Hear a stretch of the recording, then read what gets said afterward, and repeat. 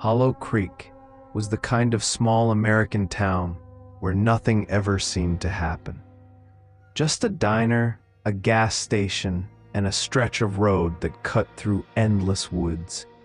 But locals had one story they didn't joke about: the legend of the drowned girl. They said she was a teenager who died decades ago in the lake just outside town. On cold nights, people claimed to see her figure standing near the water's edge, dripping wet, her hair covering her face. Most called it a ghost story meant to scare kids. Lena, a 24-year-old nurse, had just moved to Hollow Creek to work the night shift at the local clinic. She'd heard the story from a coworker, laughing it off. But one foggy Friday night, as she drove home past the lake after her shift, she saw something that made her slam the brakes. A girl stood by the roadside, soaked from head to toe, wearing a pale dress. She wasn't moving. Lena's first instinct was to help.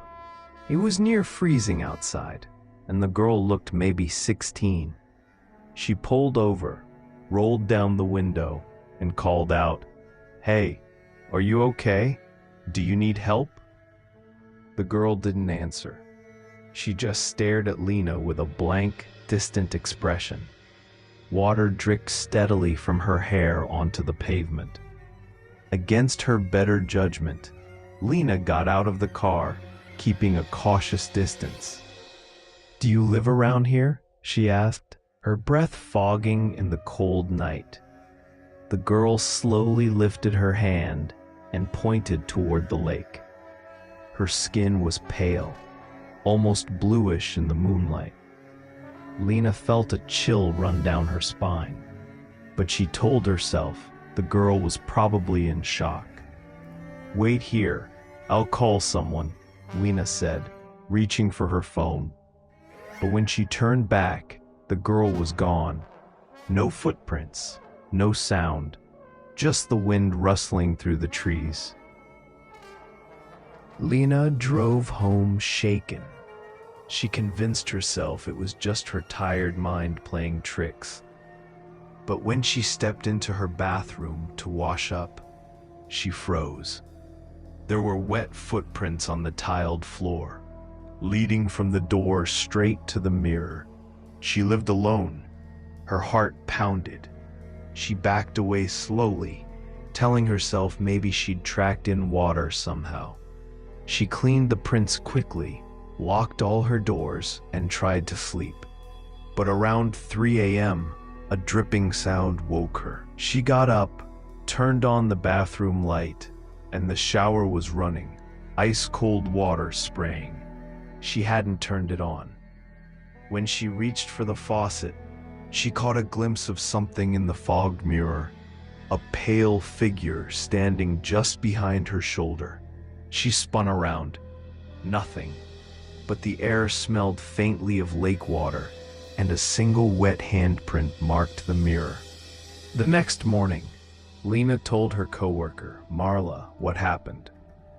Marla's face went pale. "You saw her," she whispered. "The drowned girl.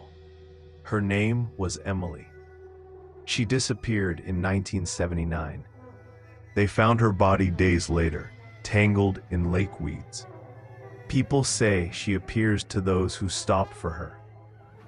Lena laughed nervously. "You're messing with me."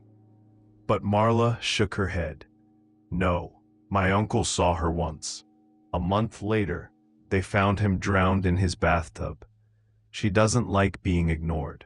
That night, Lena tried to avoid the lake entirely, taking the long route home. But her car's GPS kept rerouting her back toward the lake, even when she turned it off. Her phone froze. The radio went static.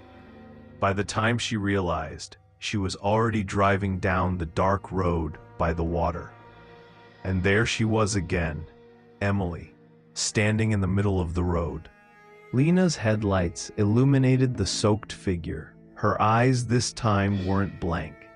They were dark hollows, like the lake had swallowed their color. Lena slammed the brakes, but the car slid on the wet road, stopping just inches away. Emily didn't flinch. Lena locked the doors, hands trembling on the steering wheel. "Go away," she whispered. But then the backseat door unlocked by itself. Click. Lena turned slowly, dreading what she'd see.